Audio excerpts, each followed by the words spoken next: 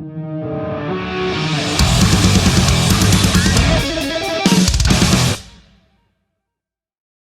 man, thanks for joining us on the show.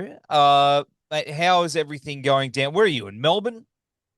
Yeah, I'm in northern suburbs, Melbourne. So, yeah, it's good, man. It's good. Melbourne's doing okay, I think, at the moment.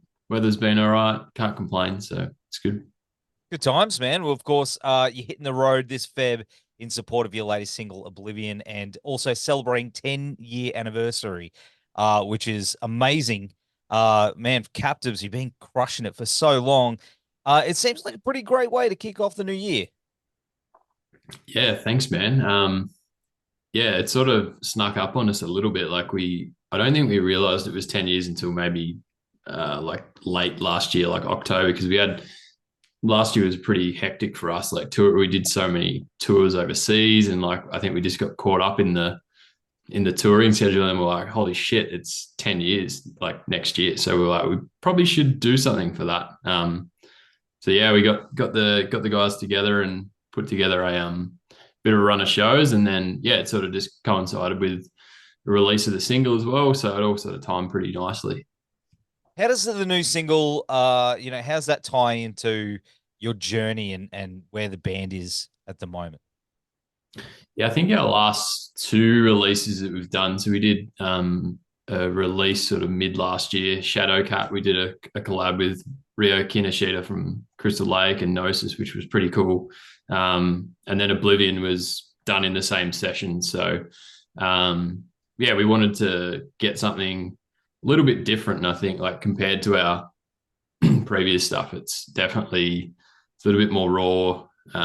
It's probably like similar to our earlier stuff where we were really sort of pissed off at the world and we wanted a bit more aggression. And funnily enough, like we're probably in the most like excited and happy space that we've been in, but we're writing like some pretty angry music. So I'm not sure how that ever works, but yeah, both those releases are really cool and we're super proud of those. Where's it coming from? Where do you think that aggression is coming from? That frustration and because obviously it's a good time. Like it's a good thing for you guys to celebrate. I mean, obviously the 10 years we said, and like last year kicked ass. Where's that? Is that other vibe coming from? I don't know. I don't think it's like the usual we're just pissed off at the world kind of stuff. Like I don't think it's that at all. I honestly think it was just like um just taste. Like I think we'd done an album like 2 years ago, which was quite like we're super proud of that, but it was quite like poppy rocky and yeah, you just find yourself going in and out of like you ride the wave of this like softer sort of stuff. It was never soft stuff, but it's like you dip your toe in and then you're like, oh, we want to write something a little bit more aggressive. And I think the other thing is like when we started touring Asia, in particular, like the heavier stuff goes like super well over there, which is great for us. So we were like, let's lean into that and see how that goes. And that's sort of what we came up with. So Do you think you picked up something over there, like musically, like the other bands that you're playing with were pretty aggressive, as you said, they love that stuff over there. Did yeah, something in the water? You're like, I got to bring some aggression back. You know? it's incredible scenes over there. Like we've been lucky enough to do Japan a few times, Taiwan a few times, and then we got to China late last year as well. But the scene over there is incredible. Like, and the lineups are super super diverse. Like you could have anything from like a reggae band to a metal band to a hardcore band to like yeah, it's the lineups are super super sort of like diverse. But the scene over there for heavy music is unbelievable. Like bands that you would just not even hear about, and they're absolutely crushing it. They're huge over there, and I think that was like a bit of a wake up call for us. It's like you tend to get caught up in the bubble that is Australia, and because we've been doing it for 10 years, we're like, let's get out and try something new. And I think it almost just like restarts your career. Like you just get this energy from going to this new place. It's new music you've never heard. Hmm. Meet so many cool people. Yeah, it's incredible. My best mate loves Japanese metal. Like Yeah. he goes to Japan like maybe twice, 3 times a year just to see bands. Like he loves bands like Love Bites and all that. And last time he went to this underground club to see one metal band that he loves, and he said that it was like a mini festival, and they had like Mhm. the diverse lineup, and one of them was an idol band, like what they call idol bands, which is like the equivalent of Yeah. an all girl pop band or something like that. And he said that Yeah. everyone supports it. You know what I mean? Here in Australia, or it wouldn't, yeah, no, it just wouldn't happen. But over there, it's Yeah. very accepted. Yeah. We played a show in, I'm gonna say it was Taiwan. Yeah, Taiwan, maybe like 6 months ago. And we played first, so we opened. It was a really good show, but we played first, and then there was an idol band, and then there was like a pop rock band. So it was, but the whole crowd gets into every band the same way, like, Crazy. and they're there from start to finish. It's like it's so cool. Apart from that, what have you noticed that's sort of been different touring over there? Apart from the scene and everything like that, what's been the sort of challenges apart from obviously that and the language barrier in some places? Hmm. What have you sort of come up against? I think like initially when you first start doing it, like you're literally going in blind, like you don't know what to expect at all. Yeah, you've got the language barrier, the logistics of just touring, and you don't know what the venues are going to be like. Do you need a sound guy? Do you need a crew there? Like what are the other bands going to be like? So you're flying blind. I think we've been lucky in a sense that every time we go somewhere new, like you just make connections and you make fans, and we've got a team almost on the ground in every place over there now. So our manager is actually based in Tokyo, Wow. Shunta, and we're working with a label based out of Shanghai, Ichigo Records.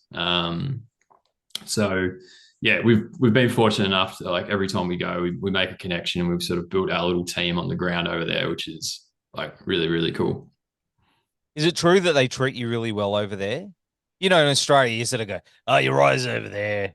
It's a couple of beers, yeah, fucking whatever." But over there, I've heard bands go and they treat you like rock gods.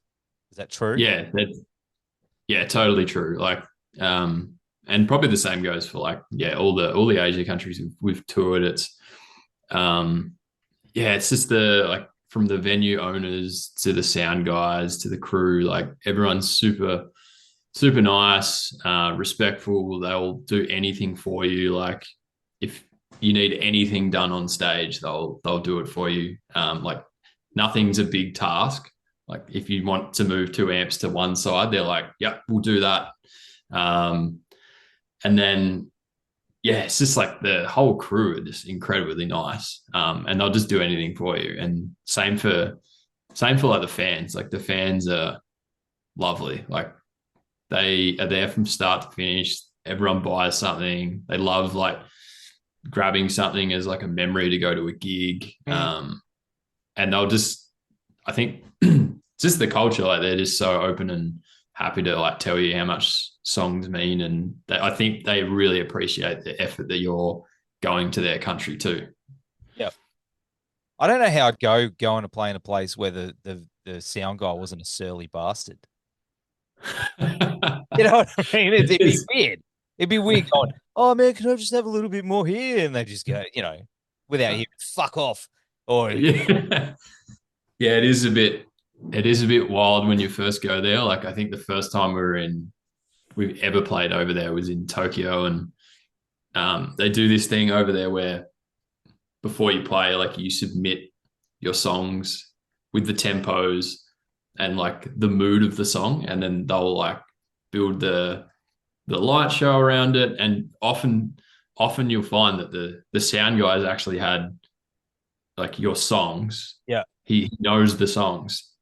So, like, weeks out from the show, he would have known, like, he'd been listening to the songs, and he knows the vibes of the songs. He knows where to, like, cue things in. Like, it's crazy. that's so good. It's Yeah. my dream to go tour there. There You and got Sonic are two of my like. That's like on yeah. my goal list. Man, You living got the dream, living the dream, brother. But it. Hey man, apart from that, you played with these dudes. He's legend, didn't you? Yeah, we did. Favorite Yeah, band that of was all time. with the Hammers guys last year. Yeah. Yeah, that was awesome. We did stay gold in Melbourne, and yeah, we we're like best mates with the Hammers guys, so they hooked us up with that one. And I think that actually coincided. Like I think we played maybe a Friday night, and then the Saturday we flew straight to Japan. I think it was. It was like Wow, off. Yeah, that's so hectic. But that would have been a great show. I saw him at Mo's here, and yeah, and the Brisbane one. Man, that was so good. And the yeah. It Hammers was boys. Shout out to the Hammers boys. They're shout our out. local legends. They are. We love them, and we hang shit on each other just as much too. So it's good. But yeah, the He's Legend show was really good. Like the drummer, Jesse's like one of my favorite drummers, and Yep. sort of got to watch him from side of stage. And then I think at the end of the night, it's like one of those things that I wouldn't say they're like your idols, but they're like your peers. And you know, he made an effort, came over and was like, awesome show, man. Like that was like fucking awesome. You're a great drummer. And I was like, whoa, like, and then we ended up, I think it was me, him and Ruckus got a snap together. So that was a nice little moment. Yeah, it's good. That's so good. And of course, we were talking before 10 years. What do you found has been the biggest victory from you for you guys and girl? Um, touring internationally and everything like that. But has there been one moment where it sort of sunk in and you gone, this is a forever thing? Oh, it's hard to pin moments, but I reckon like after doing this so long, and you know, I think everyone would be lying if they said that like every day you want to get up and do this thing all the time because it's a lot of fucking work. Um, but I think probably last year, which is crazy because after 9 years, like you'd think that you would find something earlier. We played our first overseas festival in Taiwan, and it was to just a few thousand people. It's probably the biggest crowd we ever had, and yeah, it was just incredible. Like 2 minutes before going up, we were just like, "What are we doing? Like, we're so far from home, playing the biggest show we've ever played." And then we did that thing, and then our tour manager at the time, she was like, yeah, you've got to go to like the signing desk now. We're like, oh, yeah, okay, yeah. There's going to be two people there that are going to want anything from us. We went there. It was like an hour of just nonstop photos, signing stuff. Like it's just that moment where you're like, wow, this is worth it. Like this is pretty cool. Um, yeah, so I'd probably say that's the biggest highlight we've ever had, and hopefully some more stuff this year, which is just around the corner. But we're just trying to lock a few things in, but hopefully it'll be another pretty cool year. Yeah, awesome, man. Because I mean, the band is a family affair, right? You've got your brothers in the band Yeah, with yeah, Mitch and Aaron, we've been in from the start, so yeah, we've got the family affair. So man, that's crazy. I mean, how have you found that? Some bands, can't make that work. Being that it's family. I mean, but he's has it been a positive thing for you, knowing, it's yeah, your brothers? I think it's got its like pros and cons, right? Like I think because you're family, nothing's ever like too personal, and you can sort of like tear shreds off each other and tell like if someone writes something that's shit, you can just be like that's shit. Like, and they'll take it personal, but you know, you might yell at each other for a few hours, and then an hour later you just get on with it because you've done that your whole life. Yeah, yeah, yeah. Maybe if you ask the other guys in the band, they'd probably have a different answer. But no, it's good. I think yeah, like touring together has been pretty awesome, and we've done some cool stuff from the start. So yeah, I think it's more positives than negatives. Has it brought you closer together though? Do you think as brothers throughout the years, you're in that situation where, you know, you have to work things through. Do you think that's Mm. no strength of that bond that other people maybe wouldn't get? Never really thought of it, but I guess so. Like we've never like really known any different either though. So like the other two brothers they've had like a band maybe before this that they were in with a few guys, but Hmm.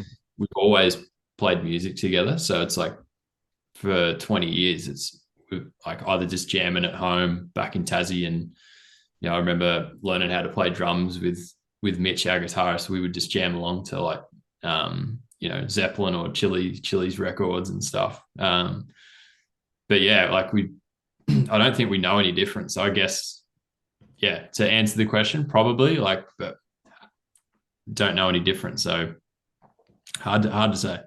Was it a very musical family growing up, like in family environment, you know, before Yeah, you really started getting into playing? yeah, like our old man, he was forever like, and he still does, like forever just playing music. Like I can remember growing up and getting out of bed at like 7 or 8 in the morning. And there's a record spinning all through breakfast. Get home, having dinner, he'll put a record on, and then on the weekend, like our weekends just used to revolve around hanging out and just putting the next best song on, like just queuing up tracks on the weekend. And that's it's still the same now. Like I just got back from Christmas and it was the exact same thing. You're just queuing up songs and having a beer and talking about, oh, this is the new Springsteen record, like check this out. And he's like showing me a new track. So Oh, what a um, legend. yeah, so that's dad. And like mum's pretty similar as well. Like she loves the music. And then I think, yeah, we just kind of just got thrown into it. But yeah, mum and dad can't play instruments at all, but we somehow just like, I don't know, plucked some form of musicianship somewhere. I don't know. Yeah, they must be proud as fuck though. You know what I mean? They must be like, hey, my boys, they're touring the world, like, you Yeah, know. I think it must be pretty cool for them. Like, and because like the three brothers thing as well, like that's probably cool for them, I guess. But yeah, they don't get to that many shows these days, but they're coming to, I think hopefully they're going to come to two of the shows on the 10-year tour. So that'd be pretty rad having them in the crowd. Just get them up. Should get them up. I Get don't them up think we on get them up for a stage. song No, though. yeah, I reckon. Get your mum a I don't know. tambourine. Your dad could probably scream some stuff. Love The it. old man loves a Spinal Tap tune here and there, so maybe we get him up for something like Big bottom or something. Manchester that. Rock. Yeah, get a five neck bass on him. Get him to come out of the. Yeah, yeah, that's a Stonehenge. Yeah, yeah, yeah. Do it. Yeah, that.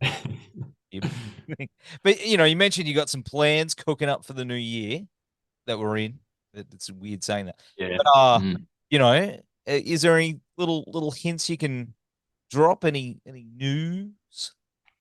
I think it'll be pretty soon. Will be something international wise that will. I don't want to like drop it just yet because it's like it's almost a done deal. But if I say it and it doesn't happen, I then want it's to gonna jinx it, suck. eh? Yeah, I know. Don't want to jinx it. But yeah, I think hopefully get the 10-year tour bowled over, and then we're working on some new music as well. But yeah, hopefully back overseas like pretty soon. I think it'd be another good year. Should be fun. Yeah, kick ass, man. Kick ass. So, new music, is it albums, singles? What's the sort of focus from here on? I think this year we're gonna like last year was so flat out that we just like it was really hard to find time to like get in that headspace of writing new music. Like I think we find that if we're not stationary and like in that zone, it's really hard to write anything good. Like you can write stuff, but it's just you come back to it a week later and it's just not there. So I think we've sort of had a chat pre-Chrissy around get the tour done and do a few things, but maybe block a bit of time this year to actually get a solid block of writing done because I think that's when we'll find a few cool ideas to play with. But we've we've been writing and jamming a few ideas here and there. But I think once we have some time to spend on it, it'll be a little better, I think. But yeah, in terms of like singles, EPs, album, I think it'll be singles, maybe an EP. We'd love to do an EP. We was throwing around the idea of maybe going overseas and recording with someone cool, but yeah, that's just an idea at the moment. We'll see what happens. Hey man, I'm excited for you. It's gonna be cool. But Yeah. in the meantime, we're gonna see you up this way very, very soon. What's the date? I had the dates here, but then I didn't write it down. You gotta have the dates. Hey man, help me out. I The dates just here. Hang super, on. super fucking professional of me right here. We can edit this. It's fine. No, No. I'm leaving it in. I'm leaving it in so you can see how shit I am. I am pulling the tool poster up. Hang on. I'll put it. So we are up your way at Mo's Desert Clubhouse, Feb 17th. The Saturday night. That's the one. That's That the is the one. one. And what are the other Yeah, dates? Do you want to spruik the other dates while you're there? You got them there in front of you? Because I I should, have, sure. but I don't. I do. So we're kicking off on Feb 2nd. That's in Devonport, Tassie. So that's our old original hometown, which Mhm. we had. Can't wait to get back and see all the fans and friends and family. Be pretty cool. Then the next night we play Hobart with some really cool bands, cool venue down there. It's quite small, so that'll be fun. And then following weekend we're up in Sydney at the Duke. It's a free show. And then then we come up your way, see you at Mo's. If you're coming out, let us know, sure. And then we finish with I guess it's our hometown now. It's in Melbourne. We're doing the Bergy Bandroom on the 24th of Feb. Awesome. So Awesome. yeah, Should have had you reading it like a news, like a teleprompter. anchor. Yeah, I know. Yeah. But hey, man. Yeah, that's it. I should have a little green screen on you. But hey man, it's gonna be kick ass, and I want to wish you all the best, you and the team band, and go kick some ass. And I'll see you on the 17th at Mo's, my friend. Thank you. Thanks, bro. Appreciate it. Thanks for the chat.